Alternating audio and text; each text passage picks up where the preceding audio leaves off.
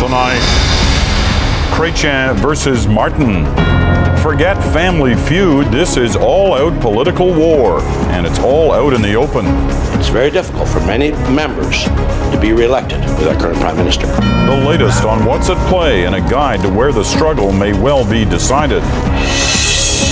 9/11 hindsight. New revelations about what the CIA knew and didn't do. Rocking the Royals.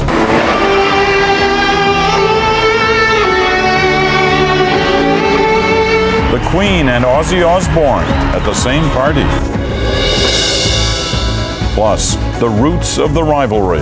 Mr. Chrétien was hurt by what took place in Montreal on that day. Back to the bitter past in the relationship that finally broke down. A feature report by Leslie McKinnon. The National. From the Canadian Broadcasting Centre, here is Peter Mansbridge. Good evening. Shock was the word yesterday, shock waves today, and it's pretty clear the reverberations will be felt for a while yet. The effect of a wild Sunday that left Paul Martin as Canada's former finance minister. So here we are, the day after, with the new finance minister on the job delivering a big speech to a big international money conference. The effect on the markets from the change in personnel, not much. The dollar dips, then recovers. In the House of Commons, a wave of questions hits the Prime Minister. Was Martin fired or did he quit? And the effect on the Liberal caucus, it's divided. Many of its members now speaking openly against their leader. And that's where we begin tonight, with the 169 Liberal MPs who sit with the Prime Minister in the House. Watching them today, Jennifer Ditchburn in Ottawa. Jennifer. Peter, Liberal MPs weren't hiding their feelings about the loss of Finance Minister Paul Martin. Paul Martin wasn't in the Commons, but his name inspired about the only moment of unity among Liberal MPs. The former Minister of Finance has been an excellent Minister of Finance for 9 years. Inside the Commons, a standing ovation. Outside, many were openly questioning the decision to let Martin go. When you lose a key player and a respected person of your cabinet and your government as Minister Martin, and loyal as he's been, it can't help but hurt the party. They just can't understand why a Prime Minister would rid himself of the very individual who helped them get elected in the last election. They're angry. Some went further than ever before, taking shots at the Prime Minister. It's very difficult. It's very difficult for many members to be re-elected with our current Prime Minister. Does the Prime Minister step aside? Is that how you avoid it? How else do you avoid it? I suppose that's one way, yes. Party insiders believe most of the caucus supports Paul Martin's quest for the Liberal leadership, but few have been willing to challenge the authority of the sitting leader. That's all changed now. MP David Pratt was demanding a fuller explanation. There's a number of caucus members that want to know how we got to the situation that we're in right now, as far as losing Mr. Martin out of the cabinet. Supporters of the Prime Minister were talking too, saying it's time to move past the weekend shuffle. The reality is that Jean Chrétien is our Prime Minister, he's our leader, that's who brung us to the dance, and as far as I'm concerned, that's who I'm supporting. He's now Prime Minister with a majority that is stronger than the one that he had before, so he's the one to decide. There's no leadership campaign. Yet some MPs now say the unofficial leadership campaign is out in the open.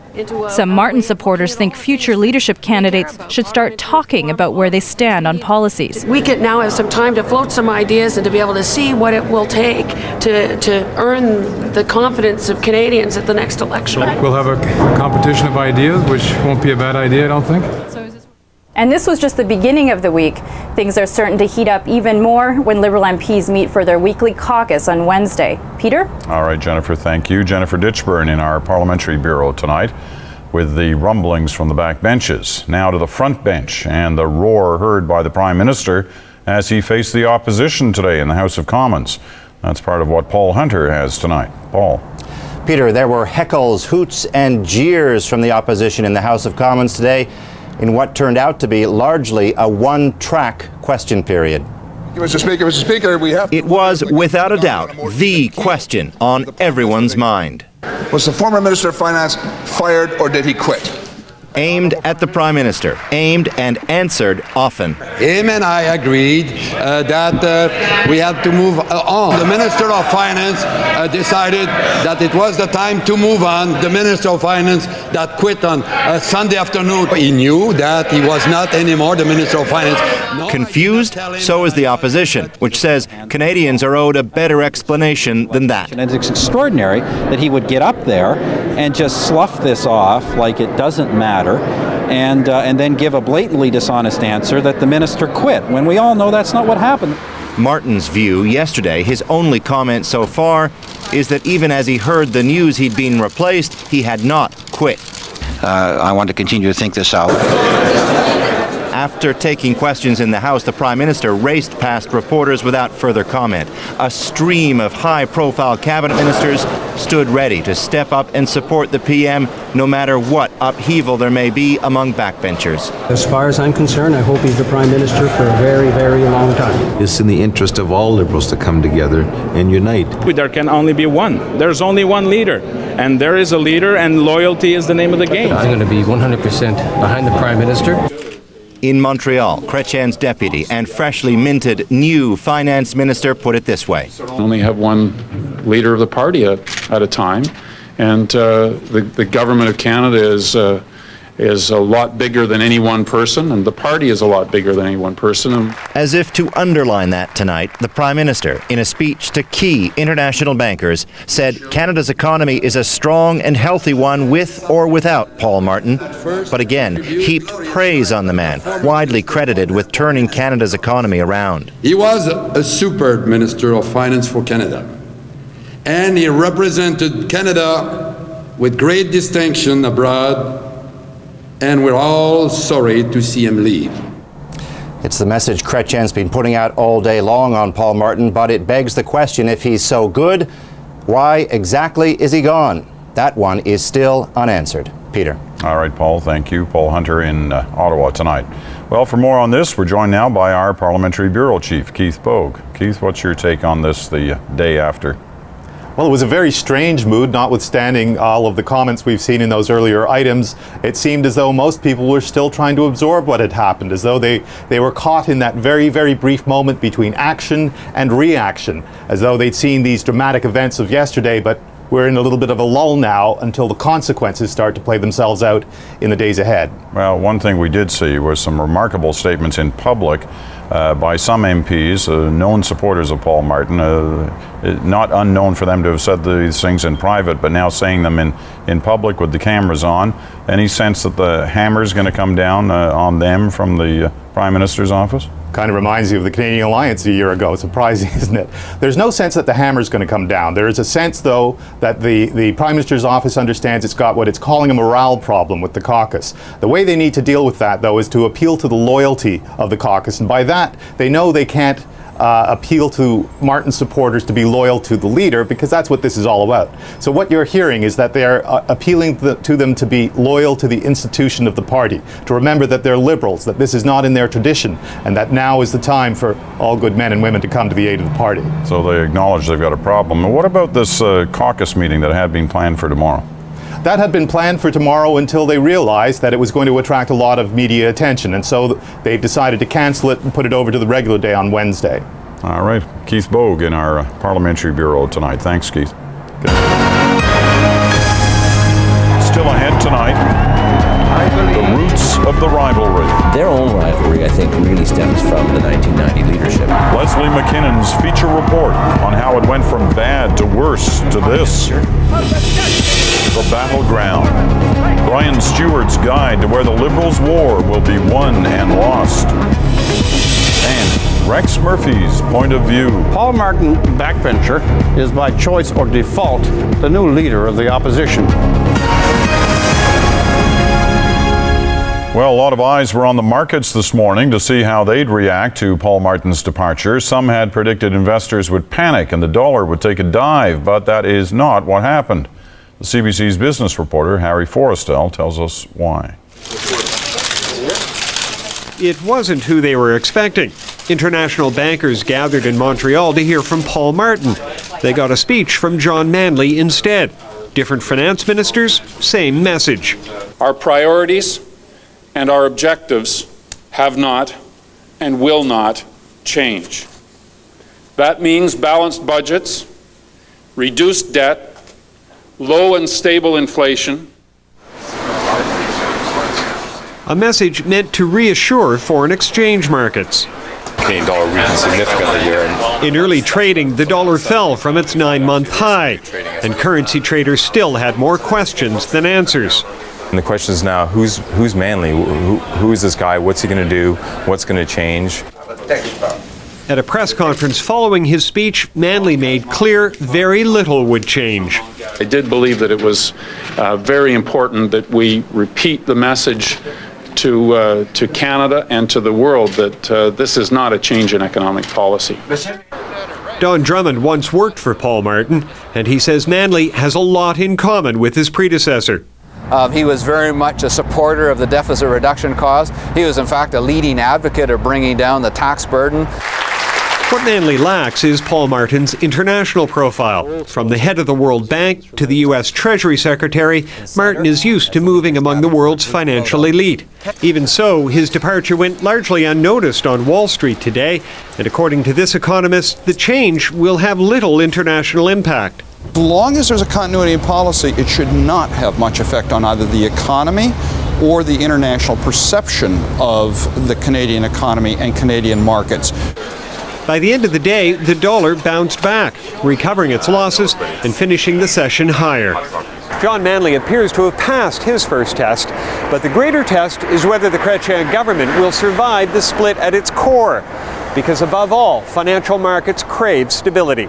Harry Forrestel, CBC News, Toronto.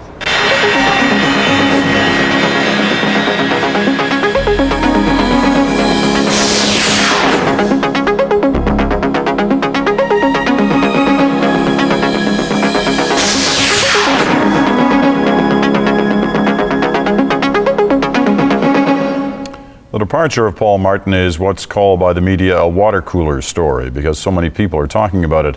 Across the country today, it seemed everyone had an opinion, and as Raj Ahluwalia reports, most of the opinions were the same. It was the biggest story in all the newspapers and across the country, and everyone who spoke with us said the Prime Minister had treated Paul Martin unfairly. He was a really good minister, I thought, and did his job well. I don't know what to think anymore. It's just craziness.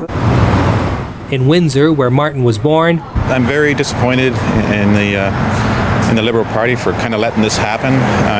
It's time for Chrétien to go. That's right. Even in the region of New Brunswick, which Chrétien represented as MP in the early 90s. I think he overstayed his welcome, and I believe that we need new ideology. We need people that can give more to Canada.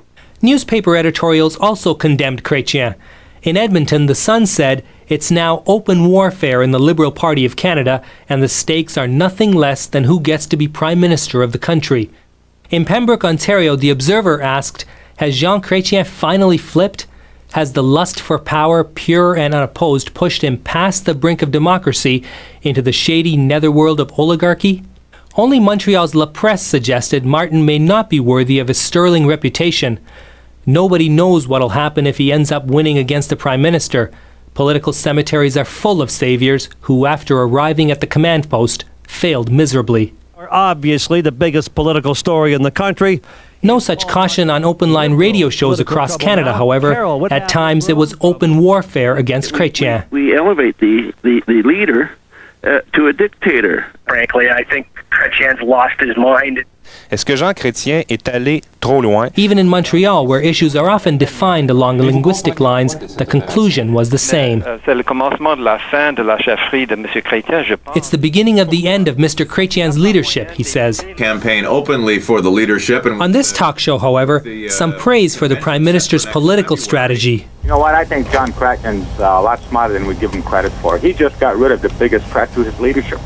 The host says the majority of callers, though, are against Chrétien. But there are, some staunch Chrétien supporters out there that believe that he did the right thing and that he's doing it for the country, not for personal political reasons. But it is fairly insignificant at this point. So while there appears to be consensus for now, there is confusion as to how this story will unfold in the days and weeks to come. Raj Ahluwalia, CBC News, Toronto. We've heard a lot about Paul Martin's departure over the last few days, and joining us now to help put it in some perspective is pollster Alan Gregg of the Strategic Council. You know, we haven't seen a poll yet, but that's as close as we're getting to a poll. It's the sort of sense of streeters, mail we've been getting, emails. And it's not going well for Jean Chrétien. Why are Canadians reacting the way they seem to be reacting on this? Well, we've seen some roots of this over the last little while. I mean, previous to these corruption allegations, you had about half of the population saying it was time for Chrétien to go. It went up to 70% right on the heels of the Eggleton removal. What makes this unique right now is that the source strength of Chrétien he's been a kind of a man for the times. His expectations has gone down for our government. He has provided at least stability and calm. This is chaos, this is disarray, and that this makes this unique, and I think this will cause him even more problems than we've been seeing growing over the last little while. Well, this could play out over weeks, months. But the next couple of days, one assumes, are crucial. You've been in situations like this where you're advising political leaders. What does he need to do in these next few days? Well, it's difficult. It's a little bit like when the toothpaste gets out of the tube. I mean, shoving it back in can create a bigger mess than when it comes out. I mean, short term, what he has to do is he has got to have stability and calm, which means getting that caucus back in train. I mean, you saw it tonight. So you've got the personal animus that's going on. But in addition, I mean, this is a guy who's gone 9 years right now, and he's losing a lot of the traditional rewards and sanctions that come with the office of the Prime Minister.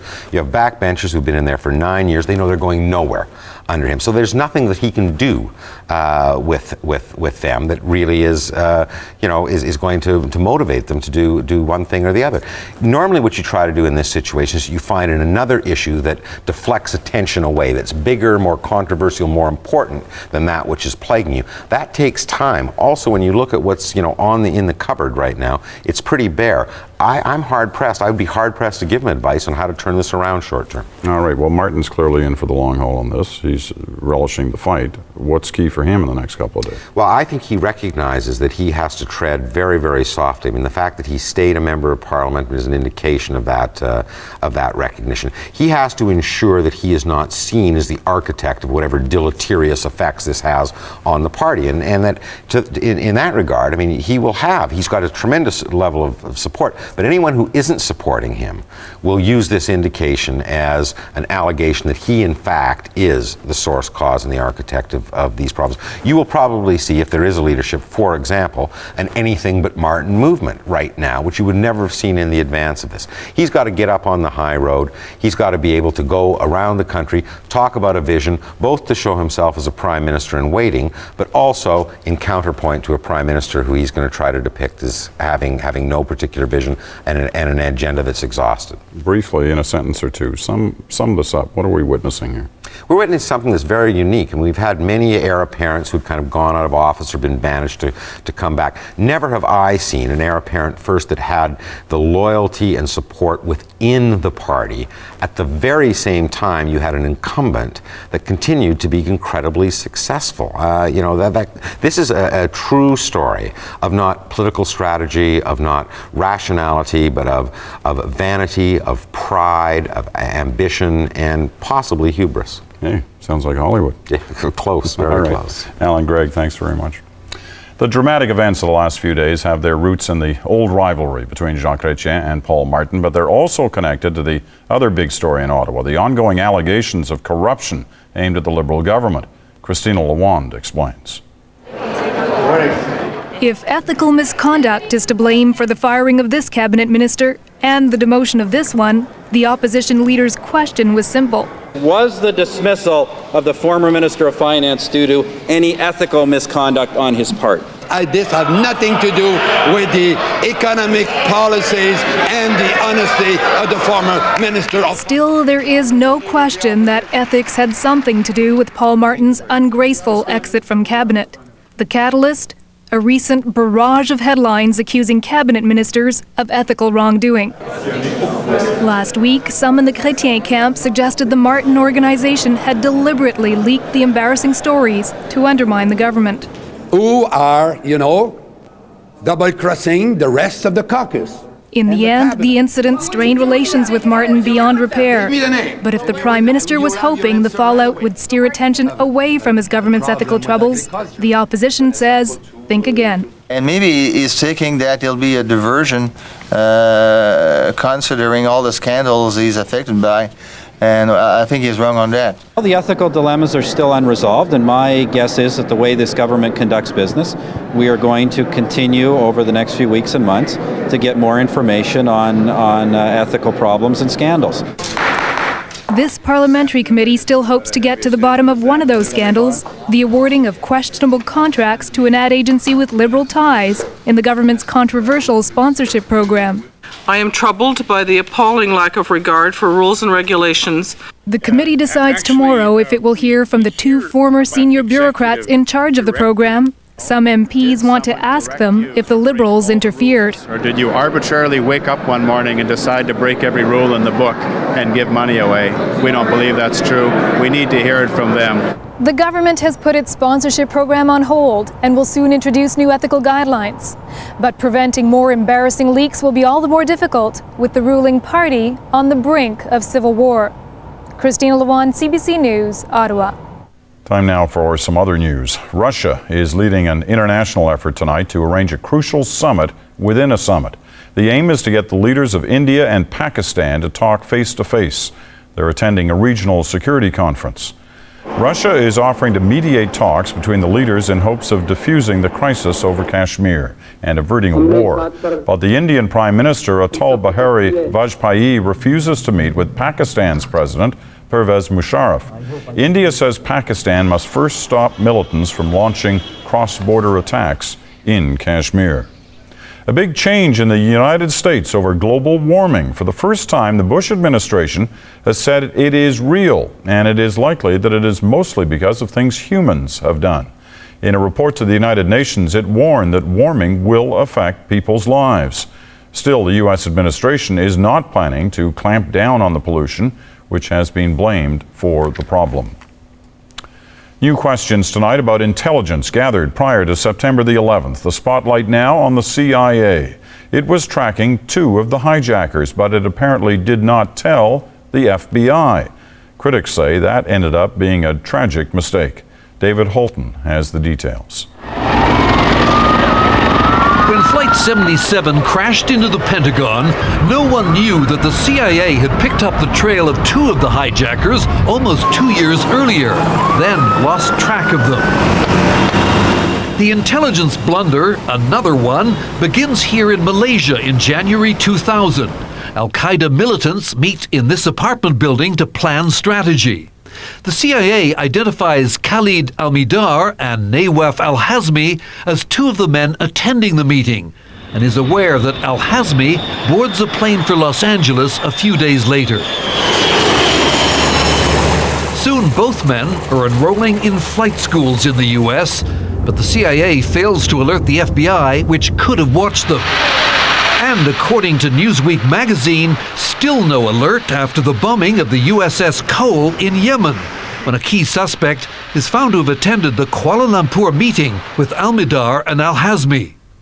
It was only in August of last year that the CIA finally advised other agencies to put the two men on a terrorist watch list. Congressional critics say this might have been prevented from happening if the future hijackers had been trailed by the FBI. It might have caused further intelligence to be gathered and at the end of the day might have avoided September the 11th. President George Bush is unlikely ever to admit that, but he did acknowledge today that lessons have been learned. And so the FBI is changing, and they're doing a better job of communicating with the CIA. They're now sharing intelligence. And sharing intelligence is something rather new for two agencies that have long jealously guarded their turf. Tomorrow, a joint committee of Congress will begin closed hearings on the failure of the CIA and FBI to predict and possibly prevent the September 11 attacks. David Halton, CBC News, Washington. Washington accused him of helping Osama bin Laden, but today Ottawa announced it will not extradite Liban Hussein. The Department of Justice says there are no reasonable grounds to connect him to terrorist activity. In April, Hussein's brother was convicted in Boston of running an illegal money service. U.S. officials say it channeled funds to the Al-Qaeda network. A new report says despite all the warnings and despite all the injuries, most Canadian children do not wear helmets when they should. Safe Kids Canada says a lot of children forget. Others complain that helmets aren't comfortable or cool. The worst offenders are teens on skateboards and scooters. The report says 500 children are hospitalized every year with head injuries. A third of them die. Fire officials in northern Alberta have called in reinforcements. A team from British Columbia pitched in today so others could take a break. The House River fire has been burning for more than 2 weeks and it's still growing. Officials say they need at least 3 days of steady rain, but that's not in the forecast. For the first time in his 4-month trial, former BC Premier Glenn Clark testified today in his own defense. He said he did not give his neighbor a casino license in exchange for a deal on renovations, and he called the accusations against him ridiculous. Clark is charged with breach of trust and accepting a benefit. Are you happy? Well, the atmosphere was electric, the lineup eclectic, and they combined today for quite the party at the Palace. Some of the oldest names in rock performed in honor of the Queen's Golden Jubilee. As Don Murray reports, the concert was full of memorable moments.